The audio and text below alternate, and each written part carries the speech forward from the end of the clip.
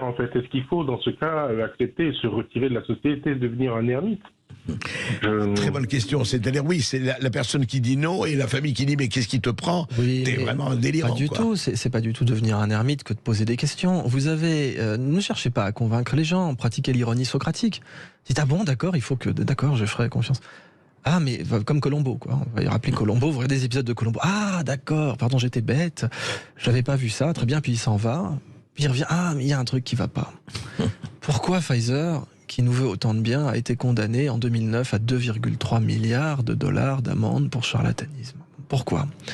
C'est en quoi peut-on effectivement? Alors je pose juste cette question. Moi, je ne comprends pas. Expliquez-moi. Parce que effectivement, si on me demande de confier mes enfants à un pédocriminel multirécidiviste, je ne le ferai pas. Ça, c'est certain. Alors pourquoi une entreprise qui, vous non plus. Voilà, personne. Je pense que personne de sensé ne le ferait. Alors pourquoi Pfizer, qui a, c'est très facile à vérifier. Donc vous avez un site internet qui s'appelle Violation Tracker. Donc vous avez la liste de toutes les condamnations avec la source et le CV de Pfizer est absolument remarquable. Ils ont accumulé plus de 5 milliards d'amendes dans les 20 dernières années, essentiellement pour charlatanisme et manipulation de données.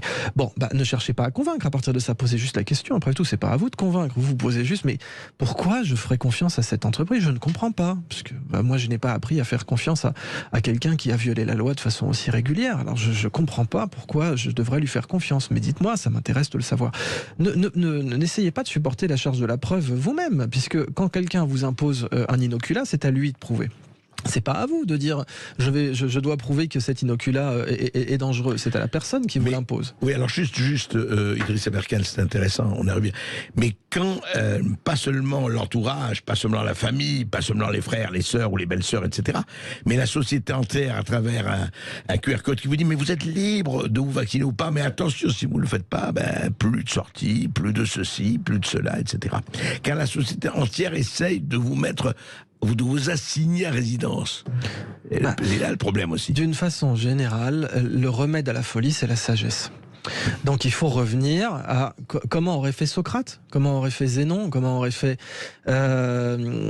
tous les plus grands sages de l'Antiquité, dont Diogène, évidemment. Bon, Diogène qui vivait dans son tonneau, là, qui pratiquait le cynisme, c'est-à-dire essayer de vivre comme un chien, littéralement. Comment ces gens auraient fait? Parce que Socrate, c'était la mouche du coche. Il disait, moi, je ne suis qu'une mouche. Voilà, Athènes, c'est un carrosse avec un cheval, avec un cocher. Moi, je vais juste me poser un peu sur le nez du cocher et lui poser 2-3 questions. C'est ça. Colombo, c'est ça, c'est l'ironie socratique. Donc il y a juste ça à faire. Il ne faut pas en faire une montagne. Il faut se dire comment puis-je être un peu la mouche du coche sans être, je vous demande pas d'être le frelon du coche, je vous demande pas d'être le braqueur du coche avec un tromblon dans la forêt, la bourse ou la vie. Juste être la mouche qui pose 2-3 questions au coche. Nous avons reçu une excellente mouche du coche. En tout cas aujourd'hui, Idriss Aberkane. Merci beaucoup Idriss Aberkane. Merci à ceux qui nous ont appelés. Tout de suite Brigitte Lay pour parler de la bienveillance et de la gratitude envers ses ex.